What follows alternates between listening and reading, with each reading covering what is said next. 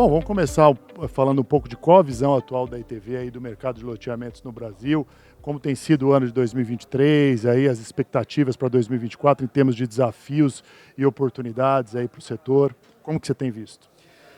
Bom, a gente enxerga que toda mudança de política ela traz lado bom e lado ruim, né? Para a ITV em si, é uma empresa muito resiliente. Nós temos hoje 86 anos de empresa, então tivemos que aprender um pouquinho nesse tempo todo. Muda o prefeito, entra um prefeito novo, muda a equipe da prefeitura, entra outra equipe nova, então você começa tudo de novo, né? Dá essa impressão. E muitas vezes acontece realmente isso. Você tem que recomeçar novamente todas as discussões sobre aprovação, sobre o projeto, sobre tudo aquilo que precisa acontecer nos seus projetos. Mas nós enxergamos que esse é o nosso negócio, né? Fazer esse processo e ser resiliente nesse processo faz parte do DNA da ITV. Então a gente precisa realmente continuar olhando para isso, a gente enxerga como uma perspectiva muito boa para o setor de loteamentos. Não é um setor fácil, é um setor muito difícil, é um setor onde se você não tiver realmente paciência, capital de giro necessário, replanejamento o tempo inteiro, você não consegue atuar.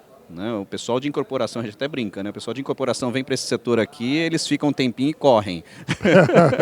Porque é normal, né? No nosso setor você tem muitas mudanças e isso fez com que a empresa se tornasse uma empresa mais flexível. Mesmo sendo uma empresa tradicional, com tantos anos de experiência e de vida, a gente aprendeu a ser mais flexíveis. Então, hoje nós temos nos nossos projetos, os próprios projetos são flexíveis. Ele pode nascer como um projeto aberto, no meio da aprovação mudar para um fechado e, de repente, virar para uma cidade planejada.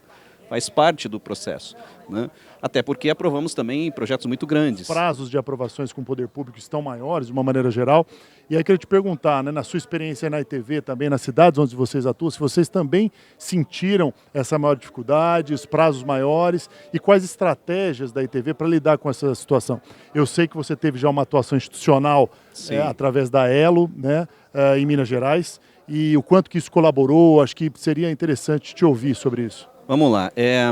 Hoje nós temos perto de 55 projetos em aprovação. Quando a gente fala projetos em aprovação, eu falo desde aquele projeto que eu acabei de assinar um documento de parceria com proprietários de área, até o momento que eu consegui o TVO do projeto. A partir daí ele vira carteira de recebíveis. Esses 55 projetos estão em diversas fases de aprovação. Então, ali hoje a gente administra muita coisa em várias cidades e você começa a perceber que realmente só vem piorando a questão de aprovação. Nós temos hoje interferências de diversos órgãos. Ministério Público em cima do próprio funcionário público que exige que ele trabalhe em determinada linha dentro da legislação e não pode fugir uma vírgula daquilo. O próprio funcionário público se sente acuado nessa situação, porque ele responde na pessoa física se houver alguma coisa que o Ministério Público entenda que está errado. Não que necessariamente esteja errado, né? Então, perfeito. O entendimento também faz parte aí dessa questão jurídica. Isso é generalizado. A gente percebe em todos os municípios que a gente atua esse aumento, né, da dificuldade de aprovação. Além disso, você tem muita gente dentro dos órgãos públicos que não estão muito bem preparadas, né, para fazer efetivamente aquele trabalho. Porque o poder público até não paga tão bem quanto a iniciativa privada, né? E a legislação muda, né? Exatamente, o tempo inteiro muda. Eu tive um projeto como exemplo de recorde ruim, né? Recorde ruim de 14 anos de aprovação. Nossa! Esse projeto mudou 3 vezes durante a vida do projeto. Uma questão de mudança de lei de topo de morro ocorreu na época, joga o projeto fora, depois de 3 anos de aprovação. Depois, quando ele chegou mais ou menos nos 7 anos de aprovação, teve um tombamento do Condefat que cortou a área no meio e não tinha mais o que fazer. Aí a terceira aprovação dele foi um loteamento logístico e esse demorou 7 anos por causa das questões ambientais. Resolvemos a questão ambiental. Depois de aprovado, o órgão público ambiental veio querer mudar. Aí nós falamos, não, peraí, agora está aqui, está aprovado e vocês aprovaram. Chega, então, né? Não dá, né? Mas nós vivenciamos esse tipo de coisa todo santo dia. Um tema também bastante relevante é o formato de alienação dos lotes no loteamento. Tradicionalmente, né, desde a 6766 até antes disso, o principal contrato utilizado no mercado sempre foi o compromisso de venda e compra. Sim. Né, de lote. Com o passar do tempo, em 97, nós tivemos o advento da lei da alienação fiduciária de imóvel no Brasil, que demorou muito tempo para pegar, como tem lei que pega e não pega, no Brasil, e ela foi pensada originalmente apenas para o sistema habitacional incorporação imobiliária. Depois, algumas alterações da lei começaram a ampliar o uso da alienação para outras modalidades de negócio, inclusive o loteamento, né? E eu sei que você, na ITV hoje, no passado talvez a companhia tenha tido essa prática, mas hoje é meio que padronizado a venda direta do lote com a alienação fiduciária. É isso, né? Isso. Eu acho que isso é uma vantagem grande, você minimiza risco de cobrança indevida de IPTU no nome da loteadora, Sim, você, sim. em caso de inadimplemento, você tem argumentos para afastar a lei dos distratos, né, e você escute a garantia. E como tem sido, você acessa o mercado de capitais via securitização de recebíveis com mais facilidade? Muito mais fácil. Queria entender de você, na sua experiência, assim, as vantagens, se essas vantagens, de fato, vocês experimentaram, dificuldades que vocês possam ter tido com o registro da alienação fiduciária em cartório. Nós tivemos agora uma decisão do CNJ que ratificou uma decisão da Corregedoria Mineira. Vamos lá. Os nossos projetos todos hoje estão preparados, né, nossas carteiras, para securitização. Se eu precisar securitizar amanhã, eu tenho a carteira inteira preparada para isso. A gente já faz nesse formato. Não quer dizer que eu vá securitizar, tá? Mas é uma filosofia que a empresa tem, porque se precisar de dinheiro em algum momento, nós temos da onde tirar. Esse é o primeiro ponto. O segundo ponto nós já trabalhamos, né, nesses anos todos, a gente aprendeu a trabalhar de diversas maneiras. No passado, nós trabalhamos muito com o contrato de compra e venda tradicional. O grande problema disso o cara ficou inadimplente, você não recupera facilmente aquele lote. Recentemente eu tive um contrato de um loteamento antigo, que foi lançado em 2005 e que nós acabamos de conseguir recuperar o lote. Imagina, eu vendi para o cara em 2005, ele ficou inadimplente todos esses anos, não recebi nada nesse período todo. Agora eu recuperei o lote, ainda tenho que demolir uma casa velha que está lá, né, para poder botar esse lote novamente à venda e vender novamente. 18 anos. São 18 anos numa situação dessa. Essa é a legislação e a nossa justiça no nosso país. Beleza, analisando isso, a empresa mudou em determinado momento para fazer o contrato de alienação fiduciária. Só que nós fazíamos o contrato de alienação fiduciária onde o cliente ficava responsável por fazer o registro e o pagamento do ITBI desse lote. Estava em contrato, determinado em contrato que ele faria isso. No período que nós fizemos isso, nós percebemos o seguinte: somente 5% dos clientes faziam efetivamente esse contrato, esse registro do contrato e pagamento do ITBI. Vários clientes simplesmente revendiam o lote com contrato de gaveta e não faziam essa transferência. Aí o que acontecia é aquilo que você falou: o IPTU estava no nosso nome, ninguém pagava aquele IPTU, a minha CND não saía porque eu tinha apontamentos, então eu tinha que ir lá e quitar esses pagamentos que ele deveria ter feito e contratualmente ele deveria pagar. E o que acontecia? Eu tive que entrar judicialmente para poder recuperar esse dinheiro. Tem casos e vários casos que a gente não recuperou isso até hoje. Existe um passivo aí. Ao mesmo tempo, esse tipo de contrato, mesmo sendo um contrato de alienação fiduciária, quando eu tentava acionar no modelo de alienação, onde você recupera o lote de forma administrativa e não judicial, que é muito mais rápido, né? A gente recupera hoje em 6 meses.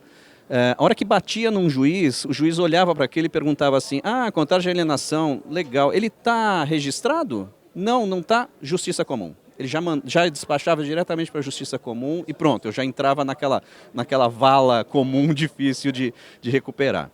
Vendo isso, a partir de 2014, mais ou menos, a empresa decidiu: não faremos mais se não for contrato de alienação fiduciária registrado pela própria empresa e nós vamos pagar esse ITBI. Incorporamos isso no preço de venda e fizemos o processo. Então, de lá para cá, o que acontece? Todas as minhas carteiras de recebíveis hoje, elas têm uma média de 2,4%, 2,5% de inadimplência, dos quais 2% são ainda aqueles antigos, né, que vão demorar para ser recuperados, e 0,5% só é que está dentro da alienação atual. Ainda sobre modelo de negócio, quando você faz a aquisição da terra, da gleba para ser loteada, né, tradicionalmente no Brasil, o modelo de contrato também mais utilizado é o chamado contrato de parceria. Sim. No entanto, a gente teve alguns solavancos nesse modelo no passado recente. Primeiro, você teve a Receita Federal mudando o entendimento, dizendo: olha, porque antes ela permitia que cada parte, o terrenista, reconhecesse o seu percentual do VGV como receita e o loteador o seu percentual. Em um determinado momento, houve uma decisão dizendo: não, como a terra está toda registrada em nome do terreno, a receita imobiliária é dele. E você, loteador, tem uma receita, você tem que recolher como se fosse prestação de serviço na sua receita. Isso deu uma reviravolta muito grande. Infelizmente, depois, isso foi revertido, essa decisão do CARF. Sim. Mas foi um momento de susto. Logo em seguida, nós tivemos uma alteração legislativa que permitiu o registro do contrato de parceria na matrícula do imóvel e aumentou o grau de responsabilidade do proprietário da terra nos passivos do loteamento. O mercado começou a mudar, buscar modelos alternativos. E um modelo muito utilizado é o modelo de sociedade, né, em que o proprietário contribui para uma sociedade a terra e o loteador ingressa também na sociedade como sócio e aporta capital e ele é que faz a administração da sociedade, Isso. enfim. E tem uma dificuldade aí principal, que é a sociedade, em tese, ela só pode distribuir lucros quando ela apura lucros. E no ciclo do loteamento, você tem um capital intensivo de investimento muito grande no início e a carteira é de longo prazo, ela começa a performar, mas há algumas soluções um pouco mais sofisticadas. Sim, sim. Se você trabalha, você pode trabalhar Modelo com de SA, SA, enfim, tem algumas ações preferenciais, há a possibilidade de adaptar.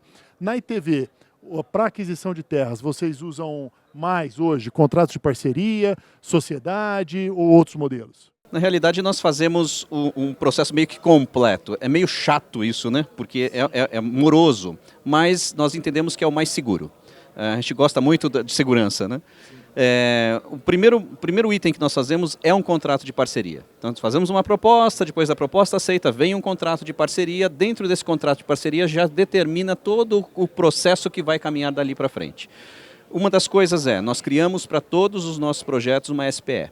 Lá nós entendemos isso, que os contratos têm que ser equilibrados, né? O contrato tem que ser bom para um lado e bom para o outro.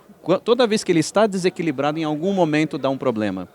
Por quê? São 15 anos, 20 anos de contrato. Como é que você consegue trabalhar com uma estrutura desequilibrada durante tanto tempo? Em algum momento dá um estresse. Sem dúvida nenhuma, é um casamento, né? Isso É um aí. casamento. Parabéns pela postura e disposição. Acho que a ITV realmente é um exemplo para o mercado imobiliário de funcionamento no ciclo todo de uma maneira totalmente em compliance com a legislação, Sim. com transparência. Inclusive, nós tivemos, para concluir aqui, uma alteração legislativa bem recente agora, do mês passado, que criou o patrimônio de afetação para o setor de loteamentos também. Sim. Mas no caso da ITV e de outras incorporadoras que trabalham nesse modelo de segregação já, uma SPE por empreendimento, na verdade já existe essa afetação, né, por empreendimento. Então, acho que ainda, inclusive, isso depende de regulamentação, provavelmente vai vir um incentivo fiscal, a exemplo do que já existe no setor de incorporação, provavelmente junto com a reforma tributária aí que está sendo discutida pelo governo, veremos, né? Sim. E aí talvez isso possa representar algum interesse do setor loteamento. A reforma tributária, ela pode ser boa e pode ser ruim para o nosso setor. Num primeiro momento a gente pensa assim, será muito ruim, porque né, sempre eles estão aumentando os impostos. Mas nós temos que avaliar de forma um pouco diferente. E aí foi analisado, a gente participou inclusive com a Elo São Paulo, o Caio Portugal nos convidou a participar disso, a nossa contabilidade que é interna participou bastante, pegou um empreendimento, destrinchou inteirinho o empreendimento para poder entender quanto efetivamente estava sendo pago de impostos, porque queira ou não queira, se você analisar um projeto, perto de 80% do custo dele está na parte de obras. Quando você olha esse custo de obra, ele está dividido entre materiais e serviços. E ali você paga um imposto embutido. Então, esse imposto embutido, quando você trabalha no modelo de SPE por lucro presumido, você não considera ele, porque é tributado somente lá no faturamento. Faturamento no limite do presumido. Exatamente. Então, quando você trabalha nesse formato, que você começa a enxergar efetivamente quanto você pagou de imposto, a depender da alíquota que vem, pode ser que a gente pague mais ou menos impostos. Entendeu? E aí pode ou não fazer sentido entrar com o RET. Obrigado por esse seu tempo, pelo esse bate-papo, foi extremamente útil aqui para todo o setor aí. Muito obrigado. Eu que agradeço. Obrigado.